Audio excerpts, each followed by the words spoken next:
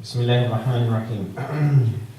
Today it is 7th of Sha'ban 1438 and we are starting chapter 29 of Kitab Tawheed, and the English version it's the beginning of volume 2. What is said regarding astrology? Bismillah ar-Rahman ar-Rahim. Alhamdulillahi Rabbil Alameen.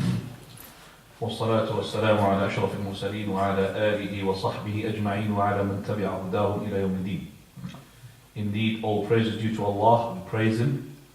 We seek His aid and ask His forgiveness. We seek refuge in Allah from the evils of ourselves and the evils of our actions. Whomsoever Allah guides, none can misguide. And whomsoever Allah misguides, none can guide. I bear witness that there is none worthy of worship except for Allah alone, having no partner. And I bear witness that Muhammad is His slave and His messenger. To proceed, the best of talks is the book of Allah, and the best of guidance is the guidance of His messenger. May peace and blessings be upon him. And very most evil of all matters are the ones innovated, for every newly innovated matter is an innovation, and every innovation is a misguidance, and every misguidance will lead to the hellfire.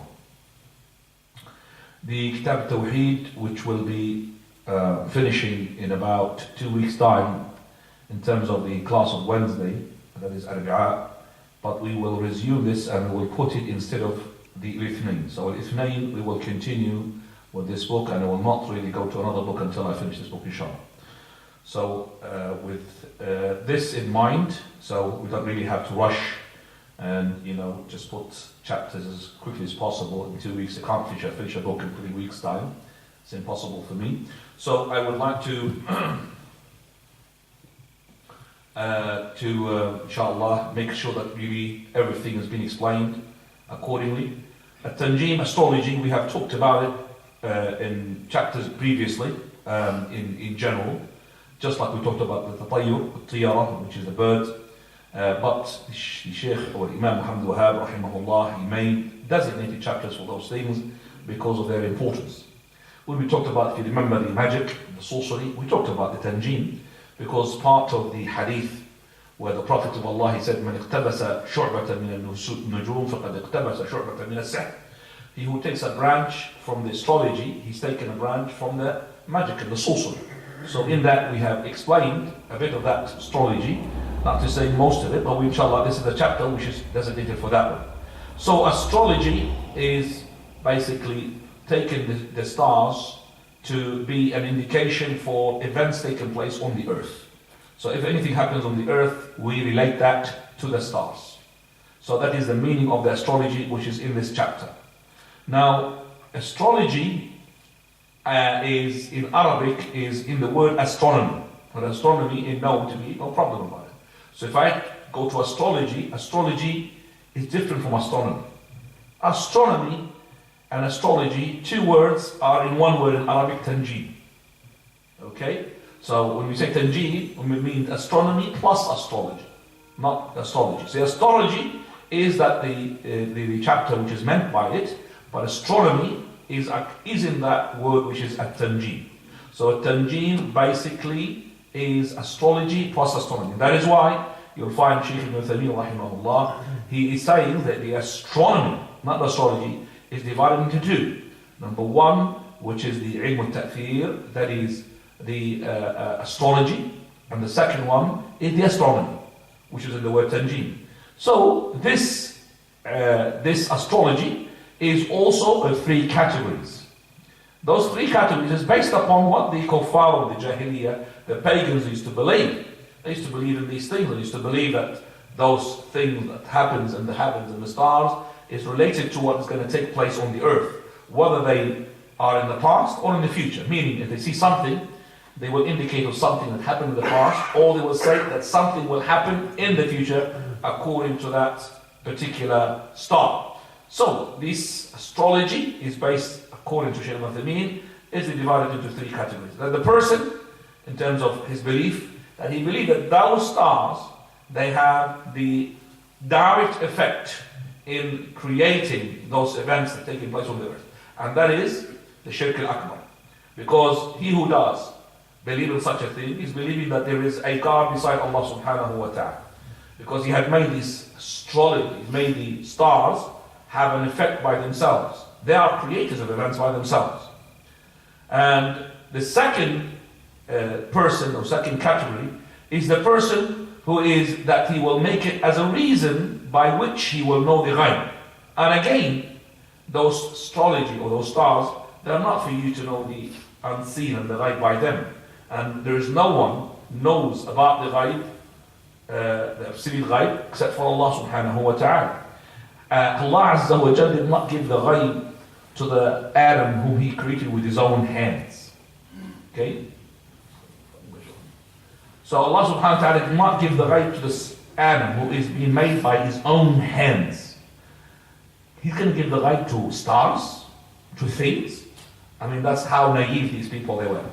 So if Allah did not give the ghaib knowledge to the Adam who is being created by his own hands, and also Allah Azza wa Jalla made the angels, and along with them any person who's there to prostrate to his creation, to prostrate to him, yet he did not give him the absolute, the knowledge of the ghaib in its totality. Yes, he gave partial ghaib to some, like he gave to Al-Khidr, the partial ghaib about the ship, and about killing that boy, and about erecting that fence. That's a partial ghaib. But the absolute ghaib, nobody knows it except for Allah the Almighty subhanahu wa ta'ala. So such category also is a major kufr, which is that the person believes it is indicating, okay, that it is the knowledge of the ghaib. And the third one is that he believes it is the reason for happening of good or bad, but yet he does not attribute that to the stars, but he attributes it to Allah subhanahu wa ta'ala. That means not to do with the ghaib, it's to do with the past. So they are the reason. That is why this is happening, because such and such star had appeared. And of course we know that there's no link between the star appearance and that event. But he's attributing the real power to Allah. This is minor shirk. So all of those categories are to be shirk, but both, which is the first one and the second one, that is number one, to know or to believe that the stars create, then it's a shirk akbar, or to believe the stars are an indication for a ghaib, and it will tell you about the absolute ghaib, that's a shirk akbar, also is kufr, and it will take you outside the fold of Islam. And the third one is to believe that those are reasons by which we know about the past events, yet you believe that Allah is the creator of everything. It is a shirk asghar, because you have believed such a thing is a reason when Allah did not make it as a reason. So this is the first category, we call it astrology. Astrology. As for the second one, which is astronomy. Astronomy, which is no problem about it, is divided into two categories. Category number one is that you are using the stars to find out the direction of the Qibla. Using the stars to find out the times by which you do the prayers. Such things, it could be recommended and it could be compulsory, depending upon what you are trying to find out. So if you try to find out, for example, the Qibla direction for your prayer, there's no access for that except by learning the stars and how they are laid in the heavens, then it becomes compulsory upon the person to learn the knowledge of the astronomy. If it's to do with the times of the prayer, the same thing. So this is what we call it compulsory knowledge. Second category, which is that you are using it for something to do with dunya, but dunya that which you need. Like, for example, you're learning the direction of the north, the east, the west, and so on and so forth.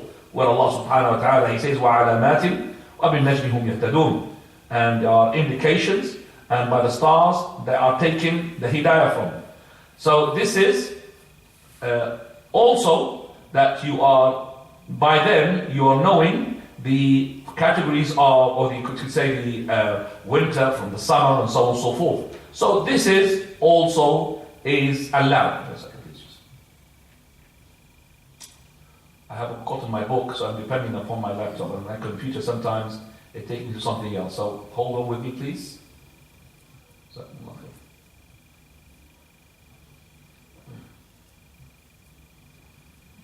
So the second, we said the second category of the dunya maslaha is that to learn the You know, when is the happening, for example, the taking place of the winter or the summer.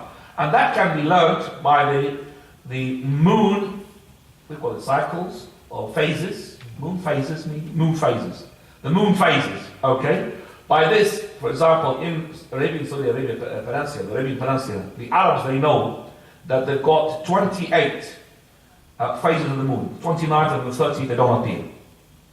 28 phases, and they appear in some stars which are what you call in the southern stars. Sometimes they appear in the northern stars. The southern star we call them the Yemeni star, because it's in Yemen, it's in the southern part of the Arabian Peninsula, and the northern star we call it the Nujum al-Shimali. So if the moon happens to appear in its phases in the stars which are the southern stars or the Yemeni stars, they will know it is going to be cold, they know it's going to be raining, they're going to know, for example, it's going to be the winter season. Such knowledge, there's no problem about it. It is permissible. It is permissible. So, after this, we learn, alhamdulillah, that the astronomy is correct, but the astrology is haram. Either it's shirk akbar or it is shirk asghar. We go to the first thing that is in the chapter, please. What time is it? 30? What is it? 32. Yeah. No. Al-Bukhari recorded in his Sahih that Qatada said, Qatada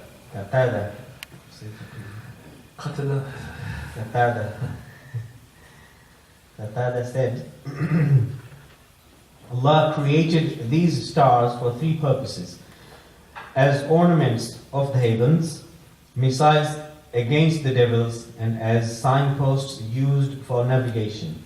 Whoever interprets otherwise is mistaken, loses his reward, and burdens himself with what he has no knowledge about. Qatada disliked learning. That's it. Finish this one. Right.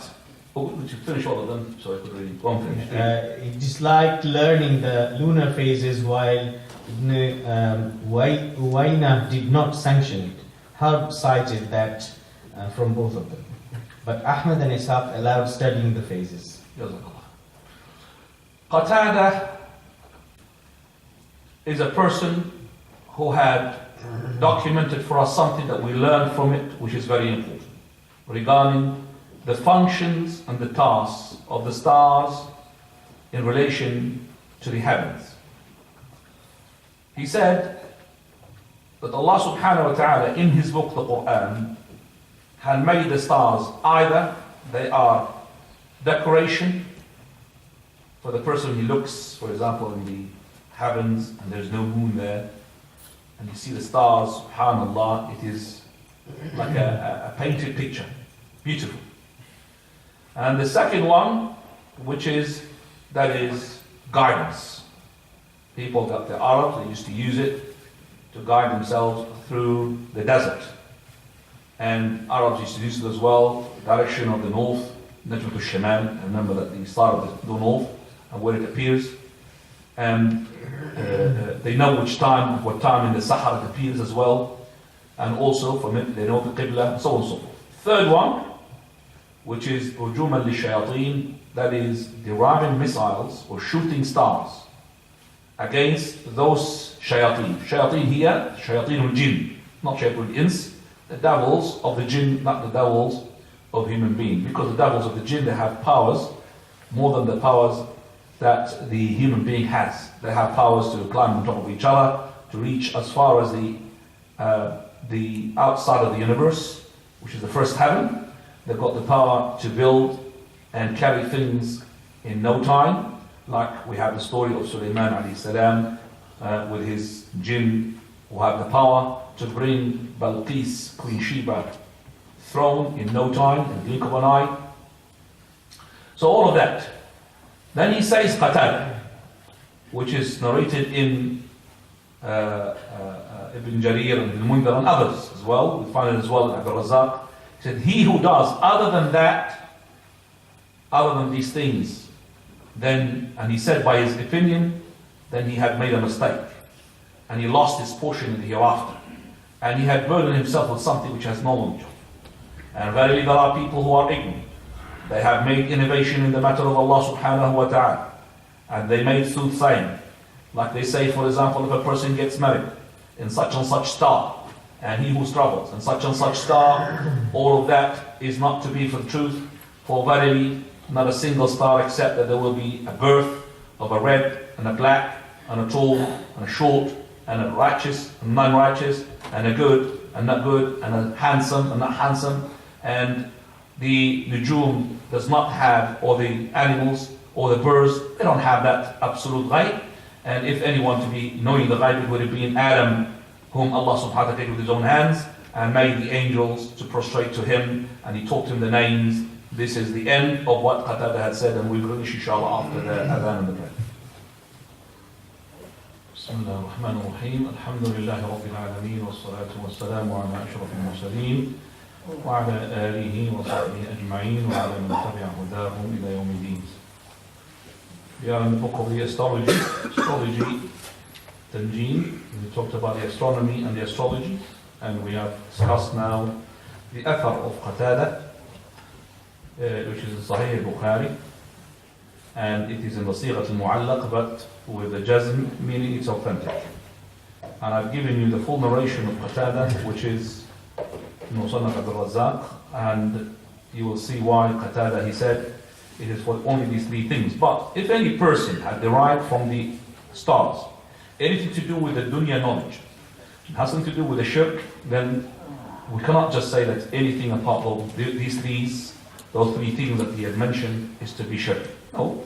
As long, what he meant here, Qatada said, as long as you are not attributing the knowledge of the ghani to the ghaib, to the stars, or attributing the real power behind the events to these stars, and making them a reason, which are not a reason for events taking place, then you're okay. No problem about that. So it's not just those three things, basically, are the function of the stars. Right, so, zinatul lisana, they are the adoration of the heaven. Allah subhanahu wa ta'ala in number of verses where he says, وَلَقَدْ زَيَّنَّا السَّمَاءَ الدُّنْيَا بِمَصَابِيحَ وَجَعَلْنَاهَا رُجُومًا لِلشَّيَاطِينِ إِنَّا زَيَّنَّا السَّمَاءَ الدُّنْيَا بِزِينَةٍ الْكَوَاكِبِ. Lots of verses talks about Allah Azza wa Jal, where he had adorned the heavens with the stars. And Shaykh Ibn Uthaymeen here, he brings things which is to do if the person said, and if that person said, what is the refutation? And I would not really go through them because basically these things that do not come to the mind of the person when he reads these verses. And I'll give you an example, and then I'm not going to give other examples. The example of which that he said, is these stars are stuck to the heavens?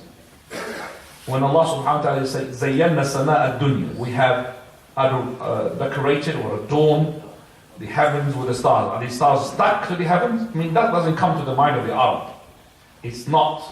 Okay, so in order for me to answer something which is not there, it's actually, I would say, waste of the time.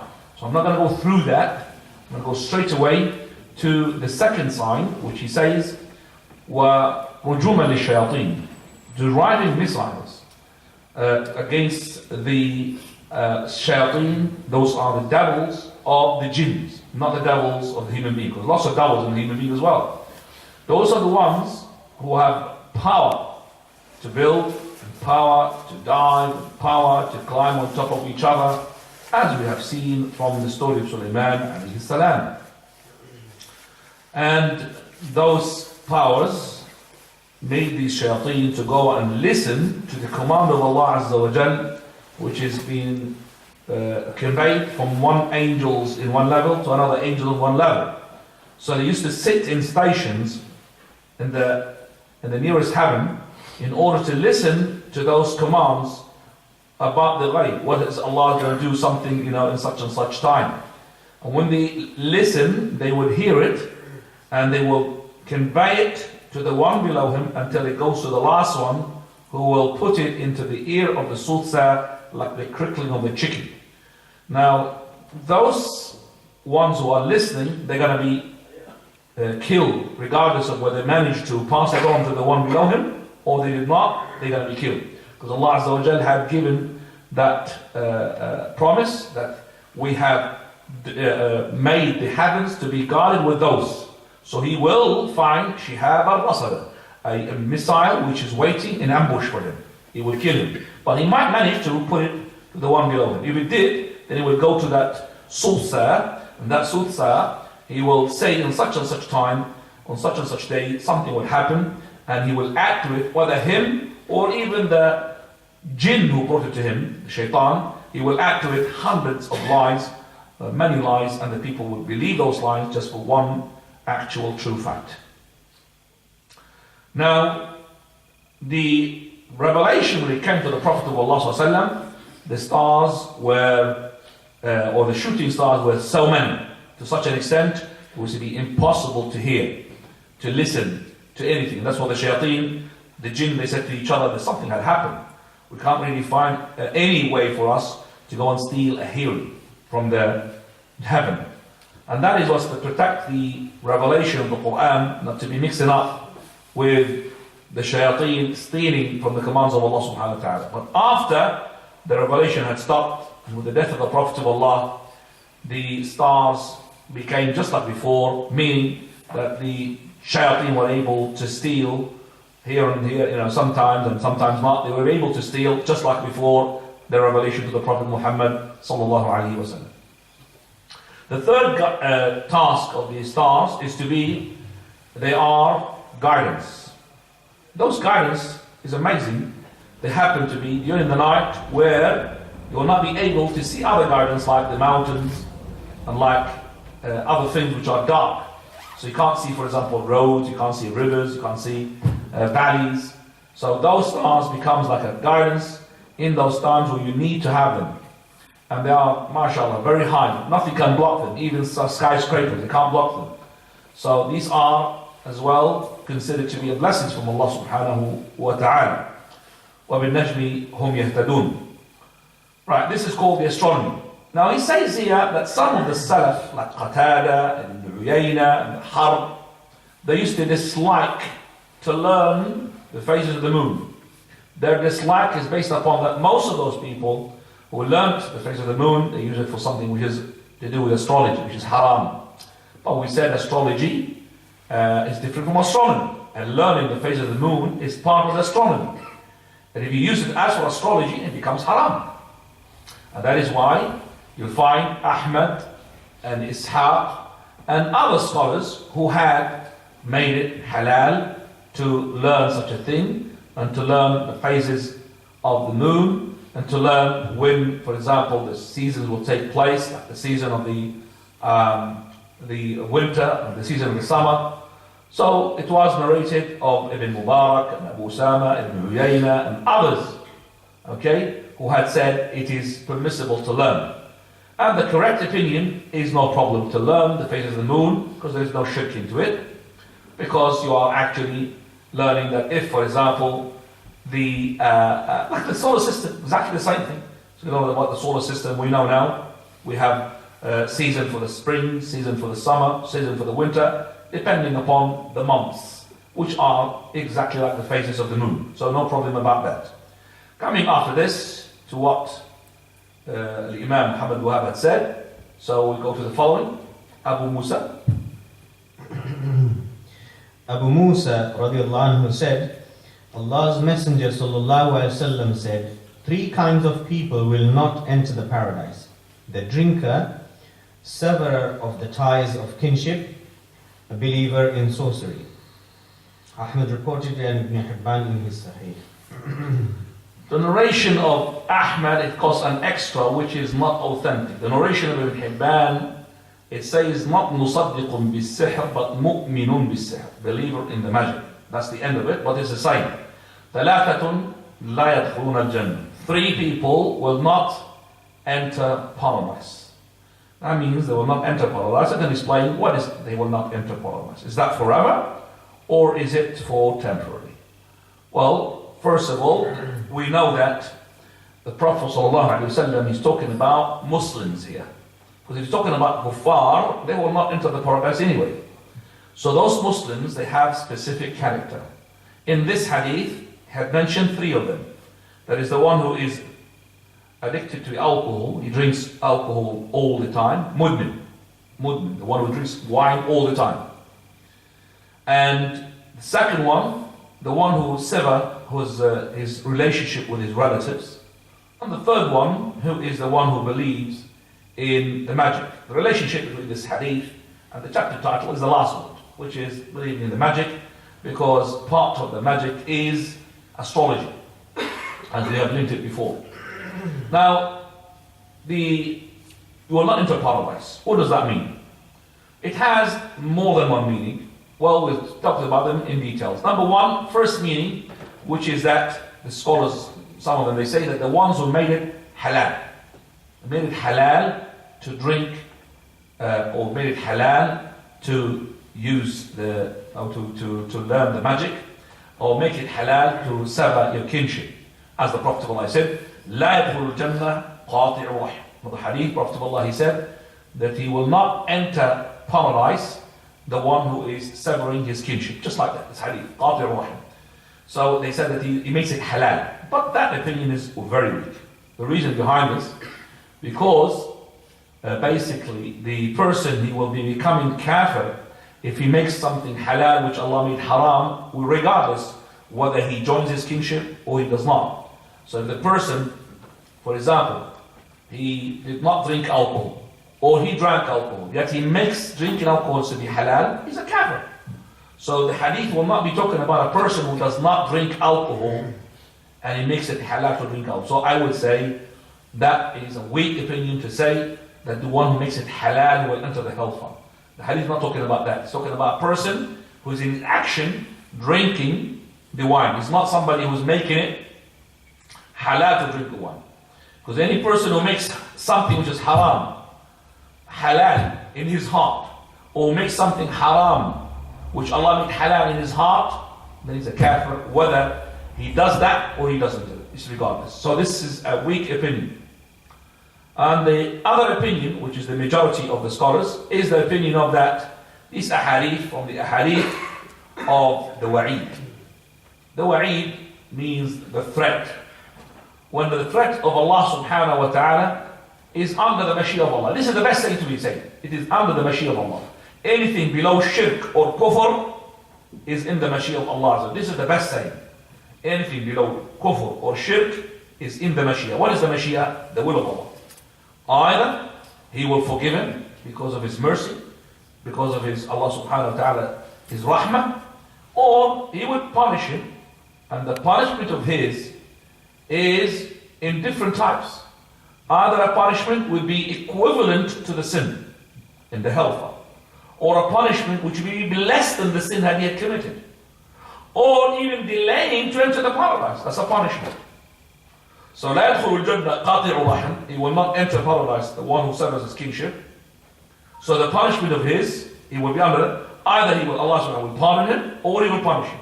The punishment is as follows. Either he will be punished in the hellfire according to his sin, but no way more than his sin. Or he will be punished in the fire less than his sin, just a bit, and the intercession will take him out.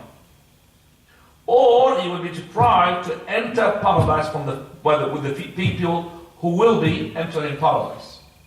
That is as well another saying of this. So this is the strongest of the sayings. You could add to that saying as well that we leave these ahadith as they are, deterrence. To explain it when we need to explain it. But we leave it like this, لا يدخل الجنة مدمن خمر ولا قاطع رحم ولا مصدق بالسحر. It's a scary hadith. I will be straight away. He will not enter paradise. So for people who are knowledgeable, people who are still in knowledge, will explain. But for people like who are ignorant, we scare them with that. لا يدخل الجنة مدمن خمر. Somebody who is drinking alcohol, drunkard, and he's getting drunk. Is it correct for me to say, by the way, Prophet of Allah, he said, no one will enter the Jannah if he is a drunkard. But by the way, he could enter the Jannah, maybe Allah will forgive him, the interpretation. Can I go like this? It doesn't work like that. So I leave the hadith like that for him. But if he asks me, am I a kafir? No, I'm not saying you're a kafir. But I will not interpret the hadith for him, I will make it as a deterrence. So So لا يدخل الجنة قاطع رحم، لا يدخل الجنة مدمن خمر، لا يدخل الجنة مصدق بالسحر، لا يدخل الجنة لا يدخل الجنة لا يدخل الجنة. Lots of ahadith which he will not enter paradise. About certain things which we know that if he does them not so many times, he will not be a kafir. No matter how many times he will do them, he will not be a kafir. So we will leave that for the sake of those people who are, it's not good to explain it for them. And for those who are still in knowledge and to learn, we will tell them.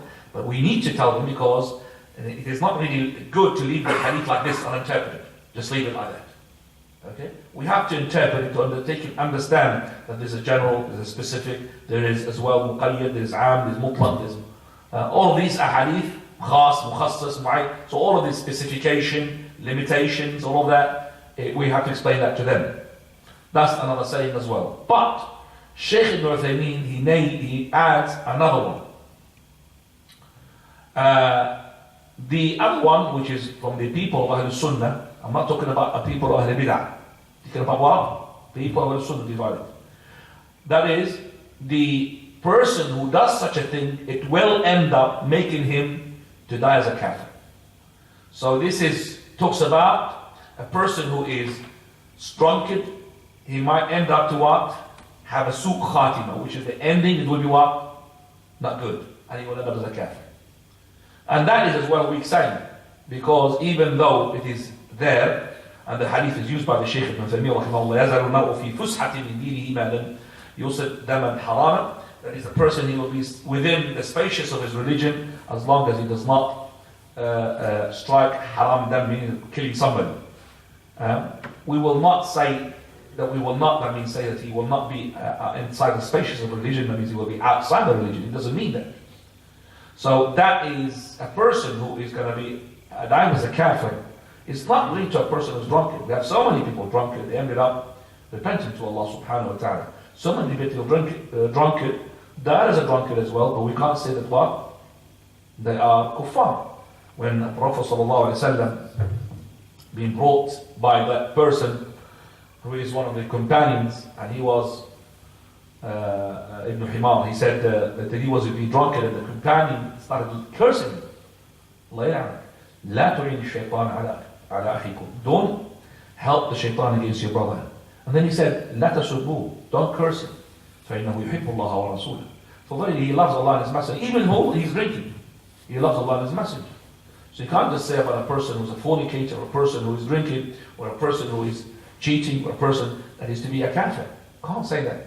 So that's a weak saying as well. Those are the interpretation of the Ahlul Sunnah.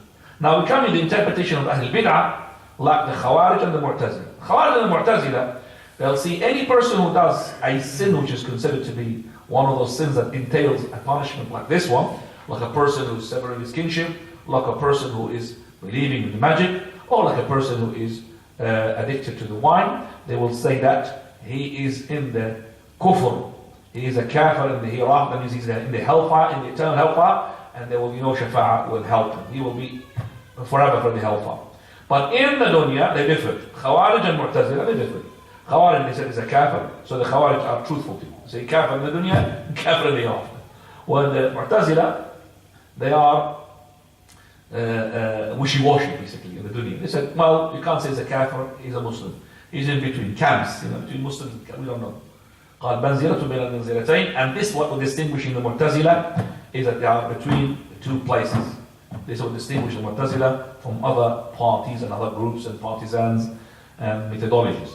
منزلة بين المنزلتين. Coming back to the hadith, Prophet ﷺ says, قال لا يدخل الجنة ثلاثة. Another narration, لا يدخل الجنة, without saying three, which is the riwayah of Ibn Hibban.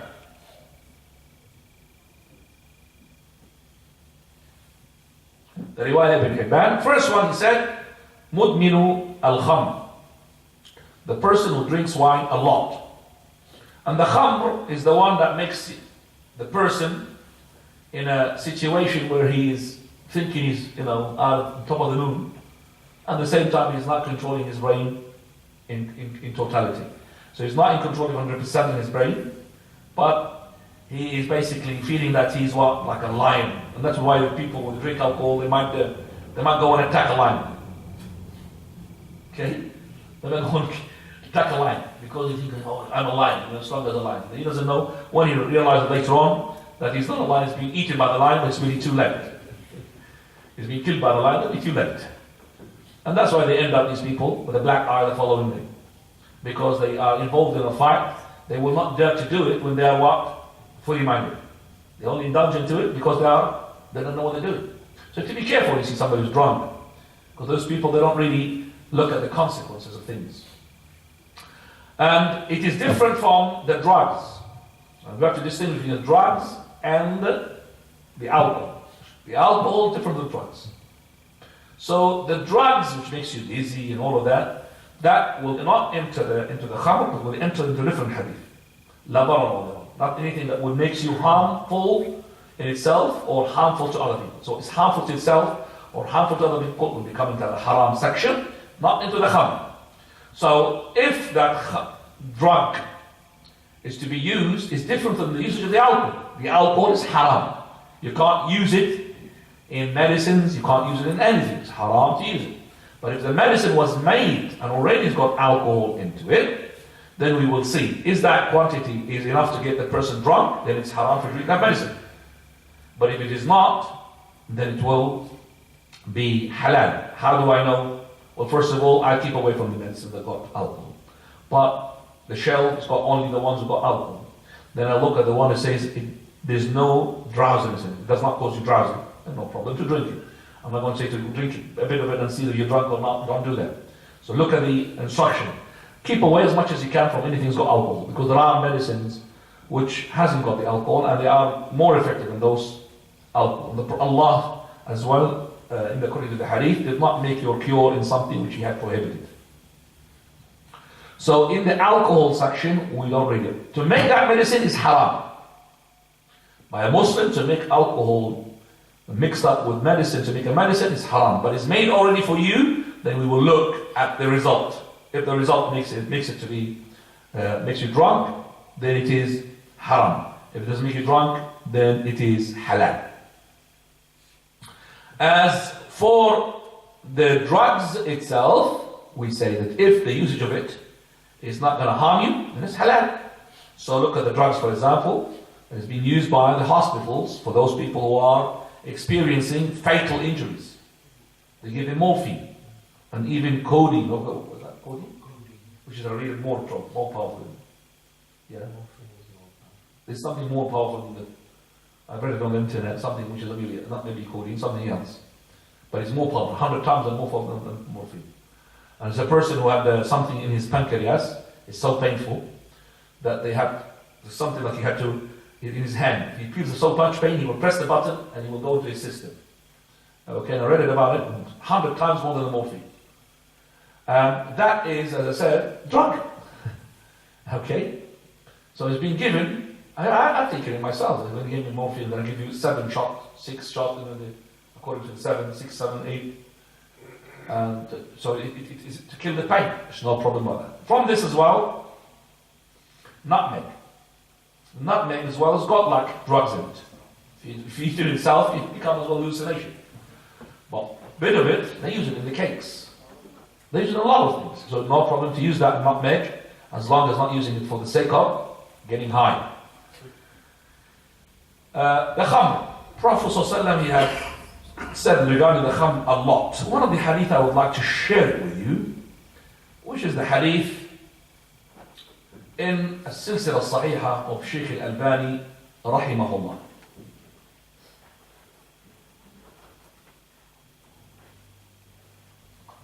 With me please.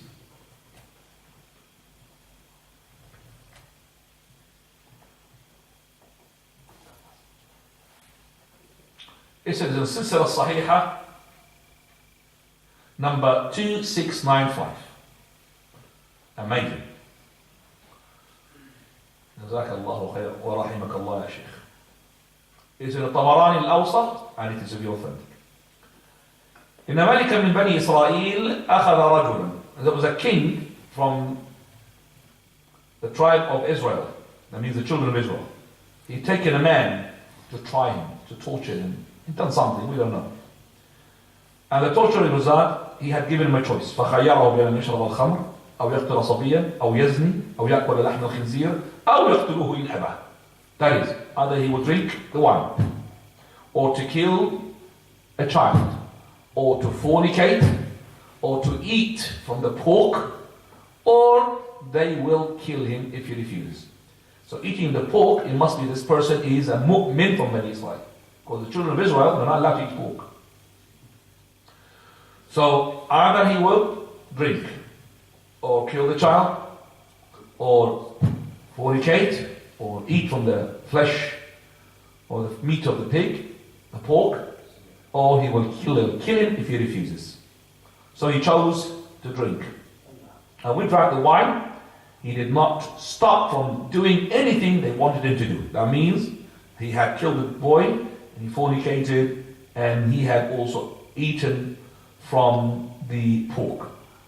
And the Prophet ﷺ, he said to us, and by the way, this is the hadith from Umar ibn al-Khattab radiallahu anhu arda. And I'll tell you the beginning of it in a minute. He said, and then the Prophet of Allah said to us, not a single person who would drink the alcohol, the wine, his prayer will not be accepted for him for 40 nights. And he will not die. And if there is anything left in his bladder, except that Jannah will be haram upon him. وَإِن مَاتَ فِي الْأَرْبَعِينَ, and if he died while he is in his 40s, he will die as a die of jahiliyyah, ignorance, pre-Islamic. Allahu musta'an. وَإِن مَاتَ فِي الْأَرْبَعِينَ مَاتَ مِيتَةً جَاهِلِيَّةً. This is a hadith from Abdullah ibn Umar, that his father said that Abu Bakr radiallahu anhu, and Umar himself, and some companions from the Prophet ﷺ, they sat after the death of the Prophet of Allah, and they started reminding themselves about the major sins. And they have sent me regarding some issues they didn't have any knowledge of, to Abdullah ibn Amr ibn al-As, to ask him about that. So he told me that the greatest of all sins, drinking the wine. So I told them about that. They denied it. They didn't accept it. And they went to him straight away, Abu Bakr and the rest, and Umar, to ask Abdullah ibn Amr al-As. Came to his house. So he told them the Prophet ﷺ said, and he mentioned, Inna malika min bani Israel, an angel from the children, and a king from the children of Israel, he had taken a man and he had tortured him. So this hadith is, as I said, mighty hadith. And listen to the punishment, which is a punishment as well. You'll find it not for a lot of sins, except for like drinking the wine. Prophet ﷺ said, Silsila Sahih 2634. All of that in the last silsila, the Shaykh Al-Albani before he died. He who drinks the wine in the dunya and he did not repent, he will not drink it in the akhirah, even if he's to enter Jannah. He's going to be deprived from the wine, what? In Jannah, there are rivers of what? Of wine. And how come? The one who drinks the wine in the dunya and he did not repent, so if he repented nothing, he will, and he died while he's drinking it, while he was, not while he's drinking it, but while he did not repent from the drinking, and he will not drink it in the akhirah, even though he is to enter the paradise.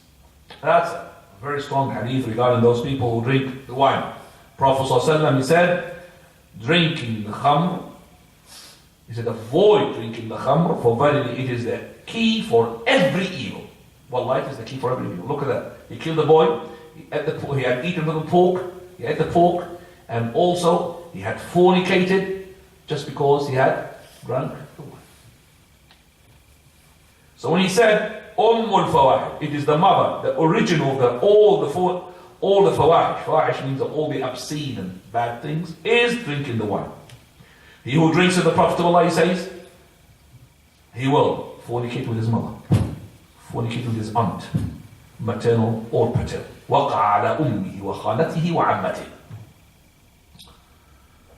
That's dangerous. So for those people who are on this, they should refrain and repent to Allah subhanahu wa ta'ala. Coming to the second one, and that is qati'u rahim. Qati'u rahim, those are the arham, next of kin.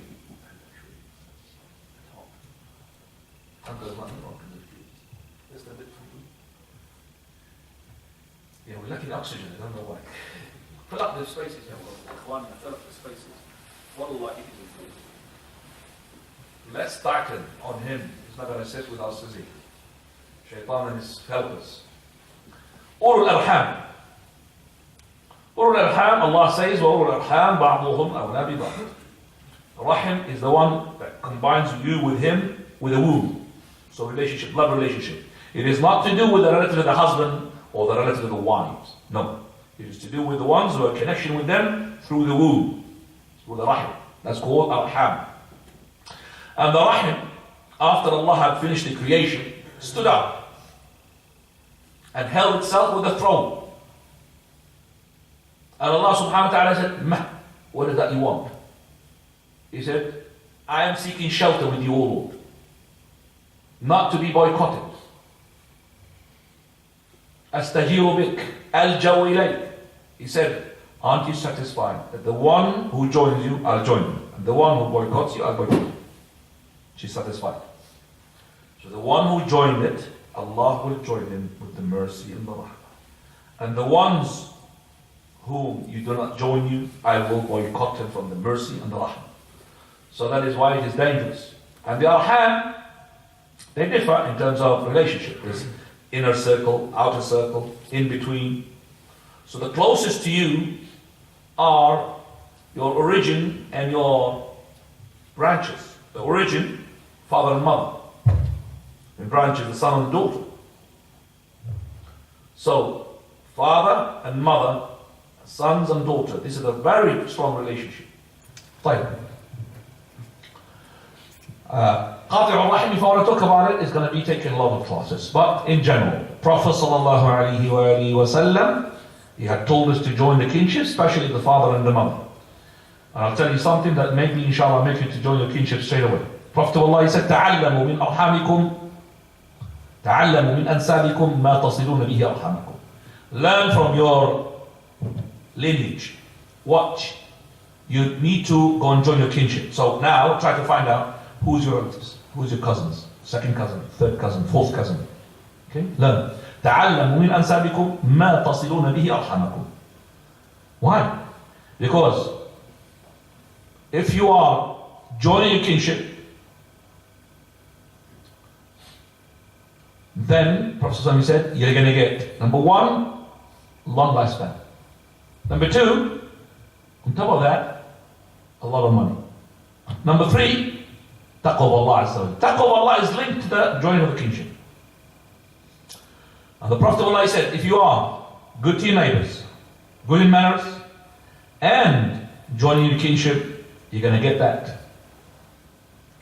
Just like you're going to get Jannah if you do good deeds, you're going to get long age, and more age. So if you want more age, go and search your relatives and make connection with them. I'm not joking with this. It's guaranteed. Learn. You want more age. Next 50 years? Extra 20 years? Extra 30 years? And Allah give it even to the kuffar. Not to the Muslims, to the kuffar. He will have it. So he will have more money and more age as long as he does this. He will not have the mercy, of course, of Allah Azza wa Jal. He will have his reward in this dunya. Long life. More money, luxury. So learn that. تعلموا من أنسابكم ما تصلون به أرحامكم إن حسن الجوار وحسن الخلق وصلة الأرحام تعمران الديار وتزيدان في الأعمار. Those three things I mentioned, which is the good manners and the good neighborhood, to be good to your neighbors, and joining your kinship, it will make your prosperity, تعمران الديار, it will make a community, it will make a society, gives you money, and on top of that, it will give you more age.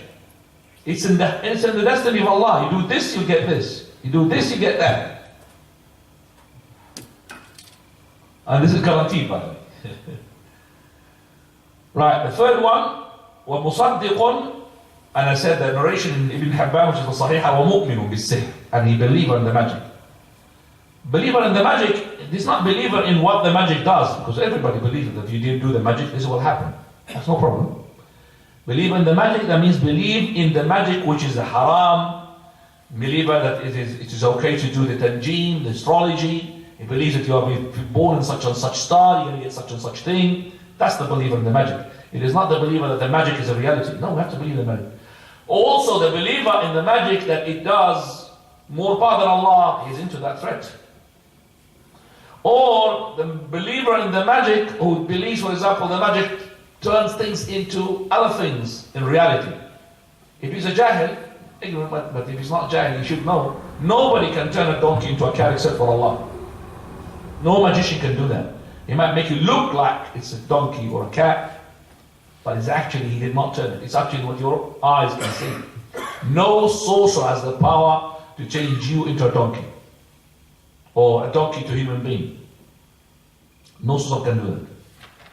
Even the Dajjal, the greatest of all sorcerers, he couldn't do that. He would make two shaitan to take the image of somebody. Okay? The image of somebody. To form themselves into the image of somebody, but not to turn them into somebody. And these days you could make the image of anybody. It's not really, if you're a human being, with this face makeup, you could make that. So the shaitan learned that makeup before us, But to change in reality, that means the heart of a person, no, it does not. It does not take place. Coming back to and then we find the last one, please. Issues? Important matters. First, the wisdom of creating the stars. We said that, 1, 2, 3, and maybe there are others, Allah knows best. Zina, Rujum, and Alamat. Second one? Second, the refutation of those who claim otherwise. The refutation claims or otherwise, that means anything to do with the magic. But if claim otherwise, which is to do with the dunya, no problems. If you, for example, the stars, because we said, there are other things. It's not from Allah Azza wa Jal. That person is talking, it's not wahi. But he looked in the Quran and he saw that the Quran talks about the stars function to be 3 things. But if there are others, for example, the stars is to do with finding out, for example, when it's going to take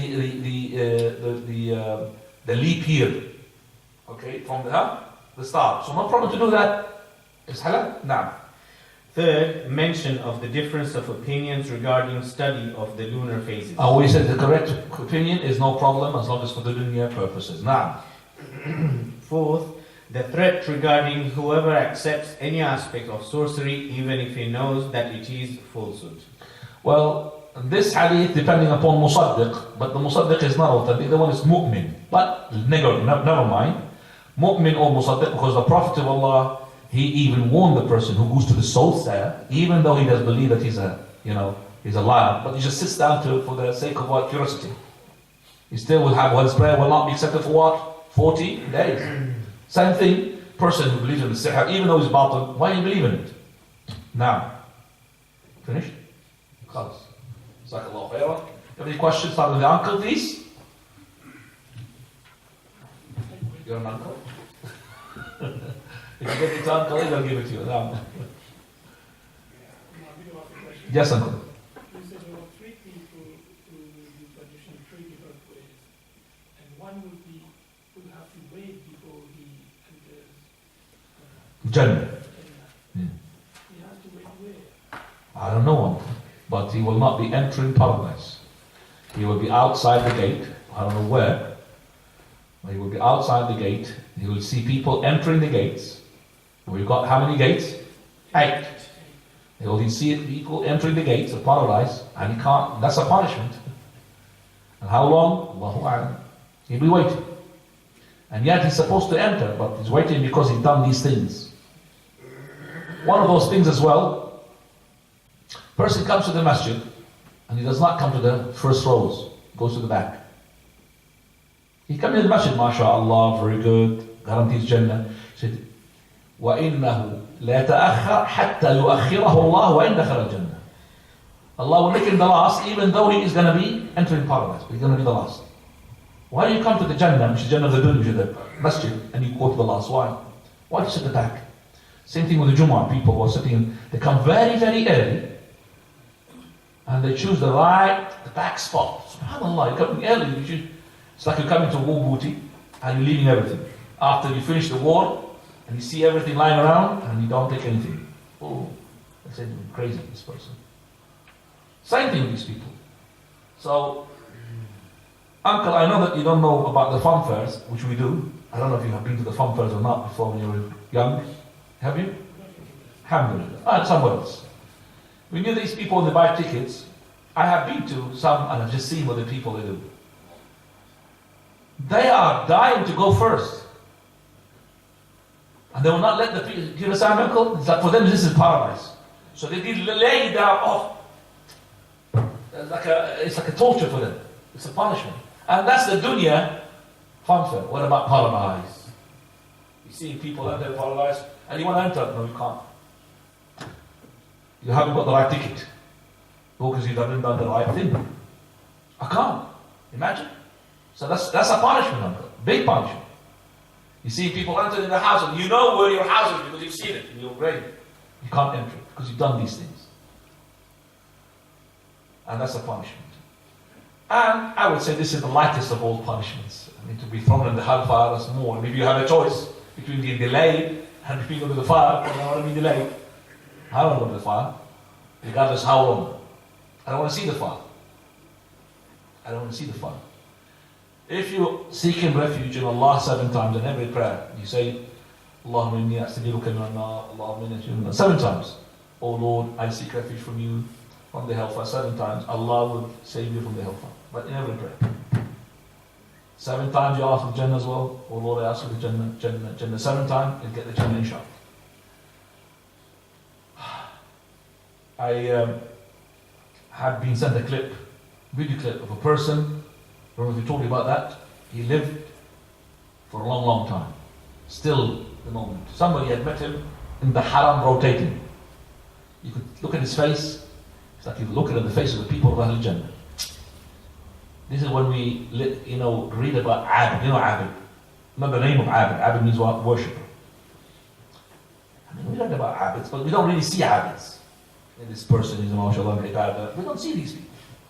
But this one I have seen is Abid. Somebody just met him while he's rotating. Said, Uncle, since when did you come to the haram? He said, since Abdul Aziz. He didn't even say King Abdul Aziz. That means before Abdul Aziz became a king. Since Abdul Aziz. As Abdul Aziz, after him, there was King Faisal, there was King Khalid, there was King Fahd, there was King Abdullah, another King Sulaiman. 5 kings. Since Abdul Aziz. He said, how old do you think you are? He said, well, I don't really work on him, but around about 127. How long have you been coming to the haram? He said, well, 100 years. Like this is 100 years? 100 years coming to the haram. And what do you do? He said, well, just lately I started not to be 24 hours. I used to be 24 hours in the haram. I should have done 24 hours in the haram. 24 hours in the haram, but now lately I can't, so I'm just from the Fajr until the Isha and then I go home. Fajr, Isha, and then I have to finish 21 tawaf. That's when he's really old, 127. 21 rounds. That means how many? So 21 rounds. How many? That's 3 tawaf. 3 tawaf. 7. At least. I mean, he is old, very old, but ajab, mashallah. Then he said, what do you give as a counseling? This is what I want to share with you. And these are the 3 counsels which I engraved in my brain, subhanAllah. An old man. He was 3 coming from his heart. It looks like he's not just Arab, he's also learned because he was listening to the Haram Shaykh and he sits with them as well. So he said, number 1, taqwa Allah fi sirri wal alam. I like that. Fear of Allah, not just while you are showing people taqwa Allah in the sirr, when you're in Rome. Taqwa Allah fi sirri wal alam. Oh, sure.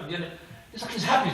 You have a glad tidings of Allah's paradise. I'm sure al khair, as long as you have the taqwa, sirri wal alam. Second one, that rida Allah wa rida walidin. That is to make sure that Allah is pleased with you, and also your parents are pleased with you. father and mother. What a counselor. Third one, he said, As-salah ala waqtiha. Wa abshir bil khair. Pray on time and have it that time. Yes, three, all the deen was, look at this man, there's three advices. And this, you stick with them, Jannah is yours. SubhanAllah. Salah ala waqtiha. Because if you do the salah on the time, that means you're doing the siyam on time, you're doing your sadaqah on time, you're doing your hajj, because nobody would leave a salah. Inna as-salata tanha an al-fahsha'i wal-munkar. As-salah is, if you keep it, that's it. And that is why when the Prophet ﷺ, he sent Mu'adh ibn Jabal to the Yemen to give them the counseling, to give them the preaching, to the da'wah. What did he say to them? He said, ادعوهم إلى شهادة لا إله إلا الله. أن يوحدوا الله. To say لا إله إلا الله. فإنهم أطاعوك. If they obey you, then tell them فإن الله فرض عليهم إيش؟ 5 صلوات في اليوم والليل. Allah had ordained upon them to make 5 daily prayers. He did not mention in the hadith to do anything with the siyam. He did not mention the hajj. Nothing. The siyam was compulsory at that time. Why did he mention the siyam? Because the salah is included. The siyam is included in the salah. No way you'll find a person who prays 5 daily prayers, he does not fast. True or not? Prove me wrong. But you'll find people who fast, but they don't. True or not? SubhanAllah. The salah. So in the man he says, As-salah ala waqtiha. When he says a prayer on its time, you know the fact, included in that also the hajj, and then also the sadaqah, and also the siyam, Allahu a'lam. Do you have any other question? Uncle, do you have another question, Uncle? Sister, questions? There's 3 questions also. What about drugs that sedate you, put you to sleep? Sometimes you get a choice during an operation, and what is the best? No problem. Those drugs to ease the pain, to make you sleep, all of that. The drugs which are haram, the ones that are said to make you high. You understand the word high? You know, those people high, okay, to make you high. But those drugs which make you sleep, medicine, no problem. So all of them called drugs. They're used in certain quantities. Now, to what extent can you socialize with non-believing relatives, brothers, sisters, and parents? To what extent? Well, to the extent, number one, you don't deprive them from your dua. And to give them the hidayah. Number 2, to give them the proper da'wah as well. You don't stop giving da'wah to these people unless you've been affected. And as I said, the circles of your relationship differs from one person to another. Some people or relatives, they don't accept from you just a phone call, like your mother and your father. They expect from you to come physically to visit them. But some, like the cousins, if they Jazakallahu khairan for the phone call. Khalas, you made a sila. As for those who are relatives who are not Muslims, there is another duty upon you, which is calling them to Allah Azza wa Jalla. So also to give them the money. It's not just to deprive them because of kuffar. No, to give them the money. As long as you know that the money is not going to be used for haram, no problem. Give them the sila. For Barili Qatila, she used to visit her mother, her daughter, Asma, radiallahu anha, bint Abi Bakr, and she was a kafir. And she asked her daughter to borrow money.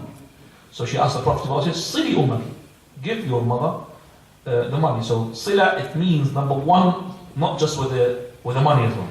You give money. Sila, salat al-arham. Now, third one.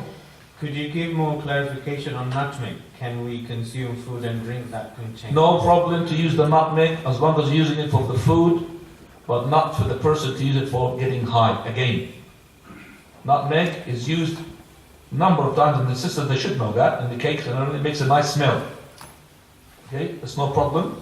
There's a difference among the scholars regarding using the nutmeg, but everything is halal for the dunya until proved what? Otherwise.